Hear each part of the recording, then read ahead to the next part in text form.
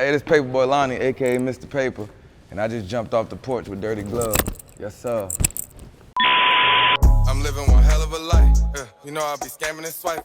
I get you whatever you like. Yeah, jump in, let's ride for. All right, so we got Paperboy Lani jumping off the porch with us today. Welcome, yes, sir. man. Yes, sir. Yeah, how you feeling today, bro? Shit, we living one hell of a life today for sure. Nah, Jumping off the porch, you know what I'm saying? Absolutely, man. Nah, I appreciate you swinging by today too, man. Absolutely, man. So go ahead and, first off, just introduce everyone you got sitting on the porch with you, man. You got it pretty crowded up there right now, man. Yeah, these are all the folks I started with. Okay. I got my cousin, we've been together since diapers. It's like my ace boom coon, Paperboy Debo. Okay. You got my first ever video I ever shot was with Frosty Visuals. You know what I'm saying? We've been locked in. It's deeper than rap. You got my boy New back there, you know what I'm saying? That's my brother. You got my twin right here, Suge Diddy. Got my DJ Talk to Me. You got my boy Mills, you know what I'm saying? Shoots all my behind the scenes work, everything. Got my dog Gotti right here too. You know what I'm saying? Man. It's paper game, PG. A lot of day ones, man. That's rare, you know? Yeah, everywhere we go, we together. You know That's what I'm love, saying? man. Absolutely, man. All right, so you were raised in Philly, right? Yes, sir. Okay, so what part of Philly first off? West Philly, 46th Street. Okay. So just kind of talk about like the culture, for someone that's never been to Philly, man. Like, what's it like up there? Shit, eat or get ate. So like you gotta get out there and get to it or get out the way, really. You know what I'm saying? It's like Philly heart, like, you seen how AI is and Kobe, like that's really Philly folks, like, you know what I'm saying? I'm determined to get this shit done. I'm determined to get it done regardless, like, you know what I'm saying? Folks gotta get out the way. Yeah. And do you feel like West Philly's different from the rest of the city, or is it pretty much all the same? Every part different. Everybody got their own culture, really. Like West Philly different, North Philly different, South Philly, Southwest. Everybody different, but everybody still got that same general mindset, but everybody got their own different slang and all that. Like you go to South Philly, you gonna get snaps. You go to North Philly, they saying yo more, and then, you know what I'm saying? Like it's just different. Everybody got a little different twist to it. Yeah. So how would you describe your childhood growing up there then? Crazy. Crazy, like young knucklehead. Crazy. We just anything, like we was shooting dice at 11 in 6th grade. We was skipping past shooting dice. Yo, love craps. I ain't gonna cap. I bet on 7 every time because I'm gonna hit. First roll. What's the most you ever won in the game then, or the most you lost? Lost? Let's not talk about loss. The most I done won, I done won like 10 at the casino. Okay. On a late night. I was working a job at this time. Phew, it was so long ago. Yeah, I left and went right to the casino after work because it's 24 hours in Philly. Yeah. Went right down there and hit the crap table bad. Oh, shit. First 4 rolls, too. Really? Yeah, but we ain't gonna talk about how I lost that right after that. You gotta know that's how they get you. Yeah, you gotta know when to leave. You gotta know when to leave. Absolutely, man. So you would say you were off the porch pretty young then, huh? Yeah, I ain't. Bro, we was, yeah, no cap. How young we talking? 11 or before that? I stole my uncle's car, me and Heist. We was 12. God damn. We throw that shit, drove down the street and wrecked that bitch 2 blocks. What? 2 blocks? We ain't know how to drive, we was 12. We just trying to move, really. No cap. What type of car he had? What'd you take? It was an old little Buick Regal. Okay. Shit, we call them hoopties. Yeah. He whoop your ass? What happened? I said somebody else took it. We deny. To this day, he don't even know. He probably gonna, if he see this interview, he'll know. Oh yeah, he gonna be on your ass. Come on, nephew. He old now though, he ain't gonna know that. He ain't gonna know that. That's wild right there, man. So you ended up catching a scholarship to play basketball, right? Yeah, basketball, straight academics too though, because I was like, best of both worlds, to be honest. Yeah. So University of Pennsylvania, right? Yeah, IUP. Okay. It's Indiana University of Pennsylvania. But okay. Basketball was once a love. Wasn't really like, I had too many injuries, really, bro. Injuries, stuff you can't control, so it's like, you gotta put the rock down sometimes, but yeah, that's my first love. I still go out there, I get out there and talk to me sometimes, Okay. Suge, all them, I had to show them a thing or two, something, you know what I'm saying? So how would you describe your college experience there then? Lit, bro, like you could go, I got videos on YouTube from college. We had something called College Life, me and a clique of dudes. We was lit. I was like known as the freshman. As soon as I came through the door, I was lit. Like, I mean, I just like to party, you know what I'm saying? So we was like the video's documented, bro. We was just everyday party. Like, we was like one of the top party schools in the state. Oh, shit. Yeah, it was like predominantly, like, it was a PWI, but you know, they was cool. They was Pittsburgh folks. Like, they was kind of cool. Like, Okay. They was all Wiz Khalifa type people. So. Oh, stoners, huh? Yeah, basically. So we was out there. It was lit. So what happened? Why'd you end up getting kicked out of Pennsylvania? Leaning to the dark side. Gotta stay out the streets, really. Like, you know what I'm saying? If you already on that path, bro, sometimes it's really gangster to not be gangster and make the right decision. You know what I'm saying? And I was young and stupid. You know what I'm saying? So did you end up going to Philly afterwards? Yep. Straight to Philly. That's, you know, back home, really. But that was like a little misconstrued. Really ain't had nowhere to go. Was lost at that time. It was like, damn, I was school this whole time.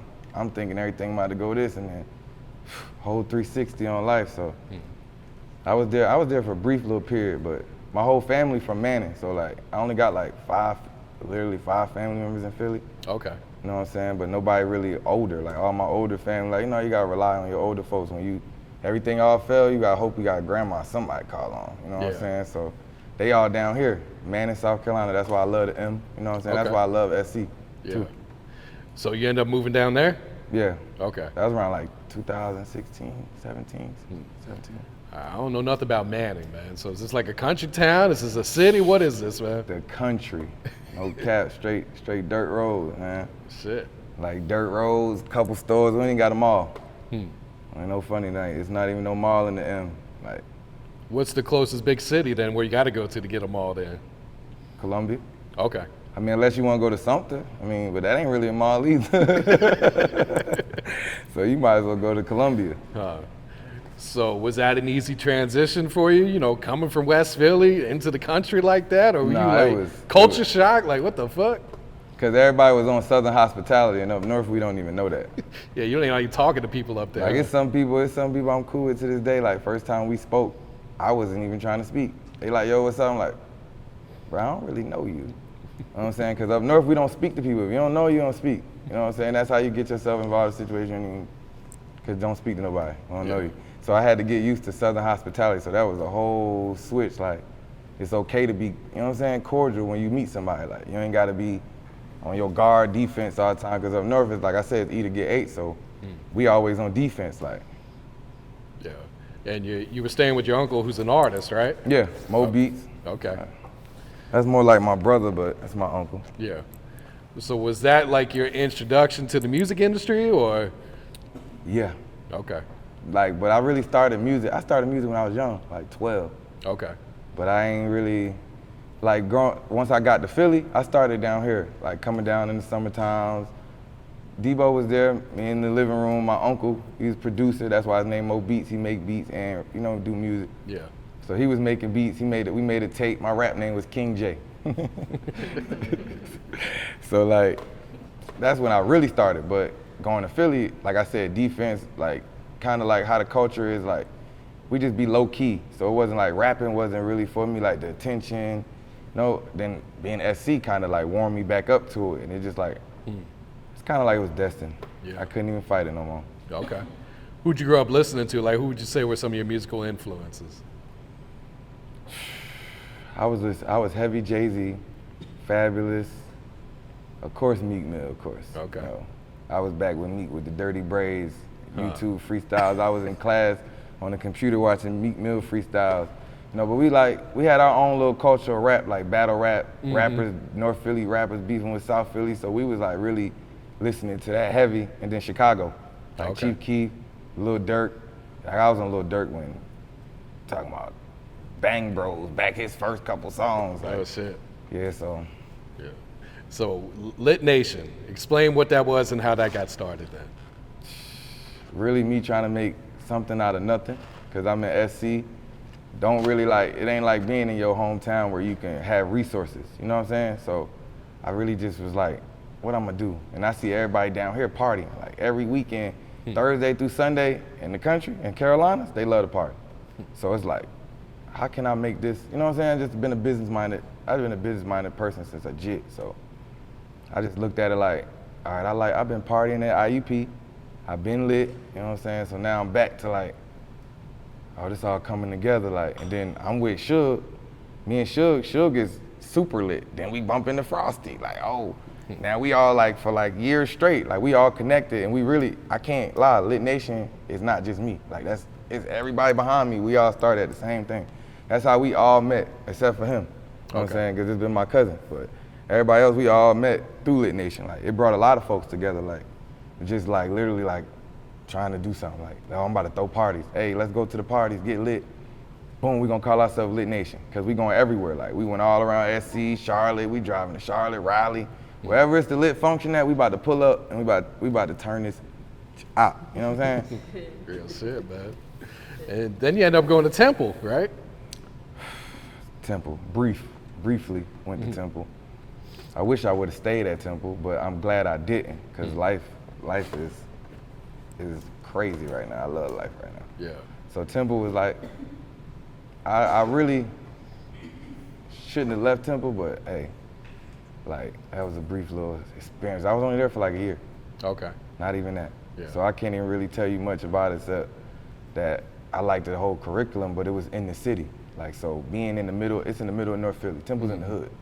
Like, you leave the campus building, you walk 2 blocks down the street, you in the trenches, you in the bricks, sir.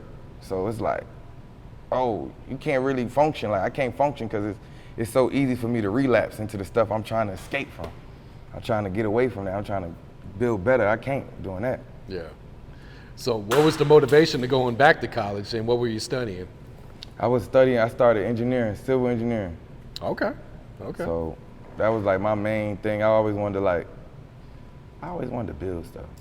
So whether it was like, so now I see me building up businesses, music, you know what I'm saying? I always been like a builder at heart. So civil engineer is my first love, and I got something just like, starting something and not finishing it doesn't sit right with me. Yeah. Like, that's all my number one thing. If I start something, I gotta see it through.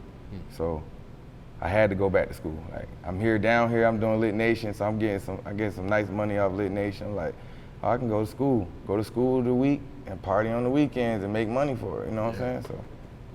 So why'd you leave Temple then? What happened? Mentally, I lost my sister. And I still was like messed up. So being around Philly, looking at old memories and all that stuff, it kind of had my mind like trip. I started feeling like you know how Kanye West just did a whole 360, whole life switched around. That's like kind of how I went through. So really, it saved me, because I'm doing way better than I ever did from just leaving. You know what I'm saying? Leaving all that behind me. Did you end up going to therapy, or did you just thug it out? I feel like they can't tell me nothing. I know the problem. I just can't. It's just hard to cope with certain things. Like, so everybody can't cope the same. So you can't really sit here in the room and tell me how to cope with something that you really probably don't even experience. You don't even know. You're not in my shoes. Yeah. So you end up going back to South Carolina after that? Yep. Okay. Right back. But this time it was different. Like, I ain't live with my uncle. It was like I was determined to be on my own. I was here to build Lit Nation up, go back to school, and build a business out of it. Like, I always thought I was gonna be a club owner. I'm still gonna own a club, but I always wanted to own a club. So this was the foundation building block. So me and Suge was determined. That's literally what we was determined to do. So. Okay. And then you started Paper Gang, right? Yeah, it actually started 1500 Paper Gang, because it was a tribute to my sister. I was still, and then I just took the 1500 off, because that tribute and pain that's just for me. You know what I'm saying? So we now are Paper Gang. You know what I'm saying? Okay. So how is Paper Gang different from Lit Nation? Music. Okay. Because as Lit Nation, I was a party promoter aspiring to be a club owner, / business owner. Now I'm an artist aspiring to be a business owner as well as a music mogul. You know what I'm saying? I got you, man.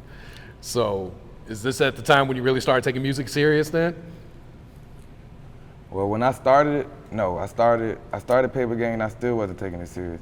It was last year I started taking it serious. Really last year around this time, I lost my granddad in June, and then August was when I dropped my first tape.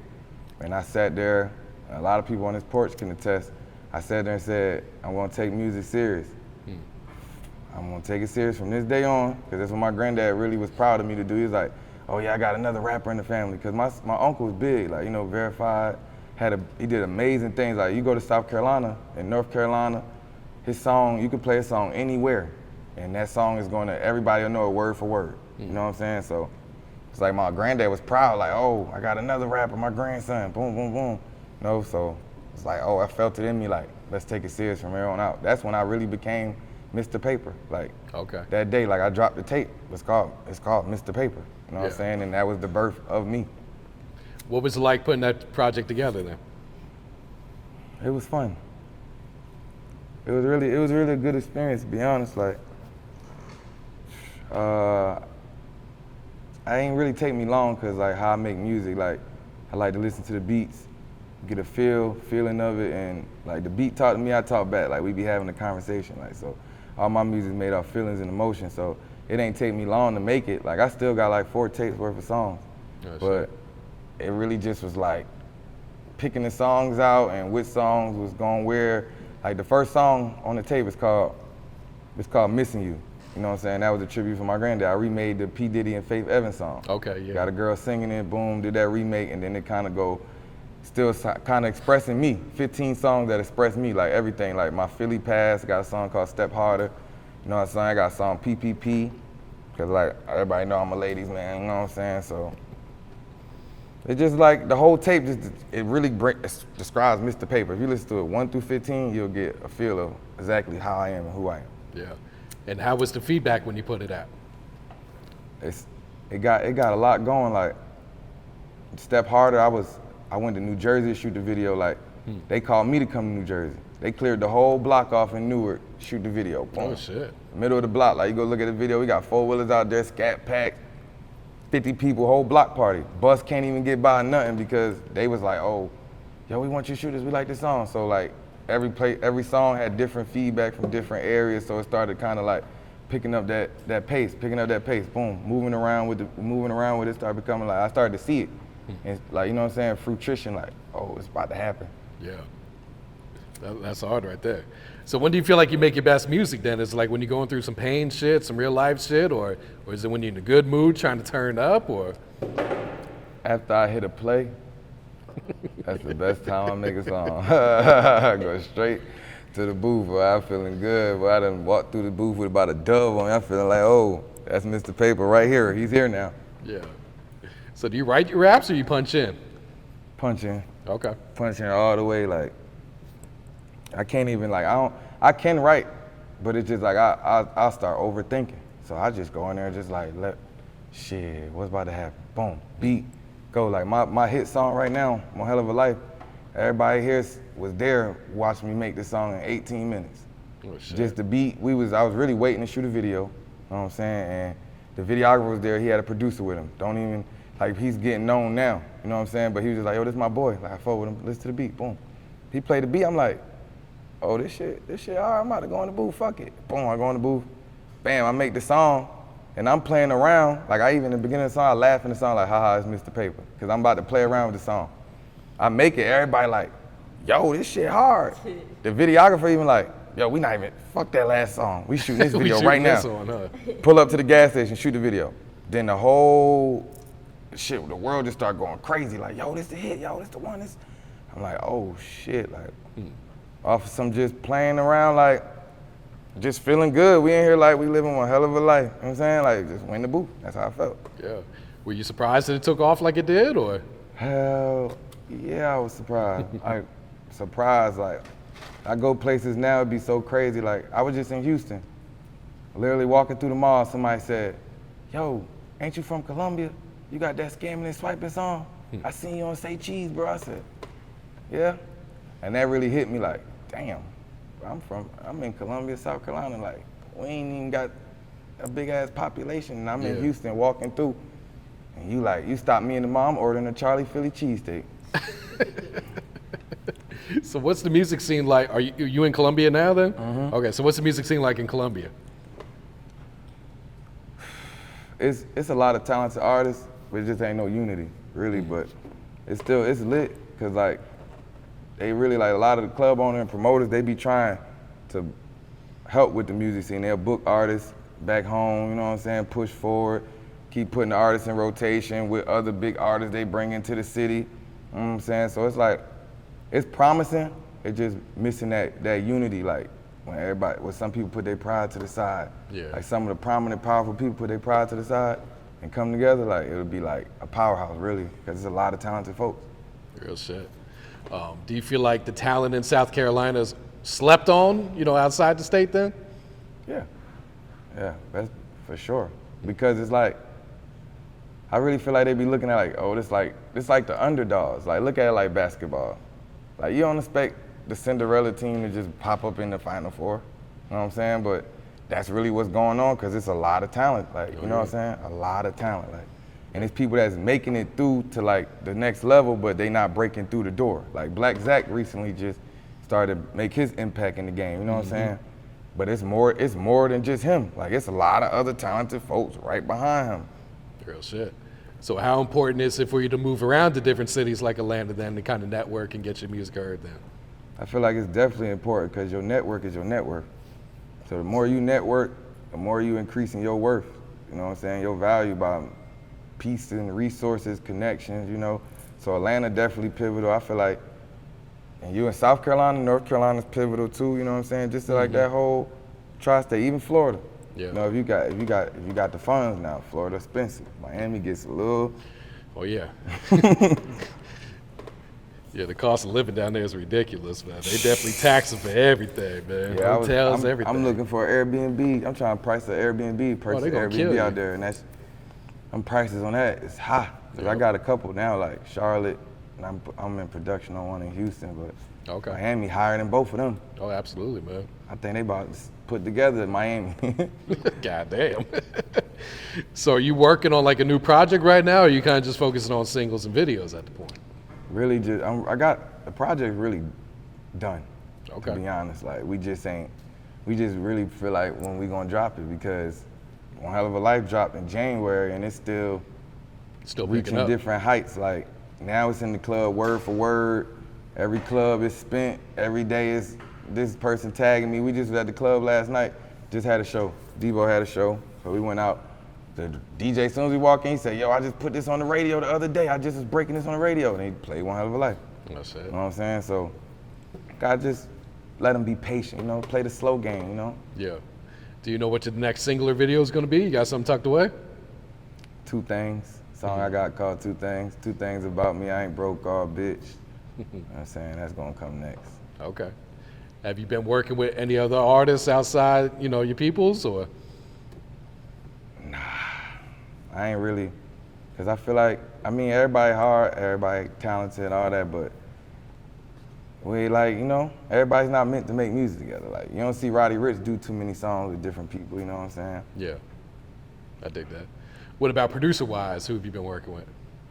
I'm an underdog type of dude, bro. So all my producers is like trying to reach that height just like me.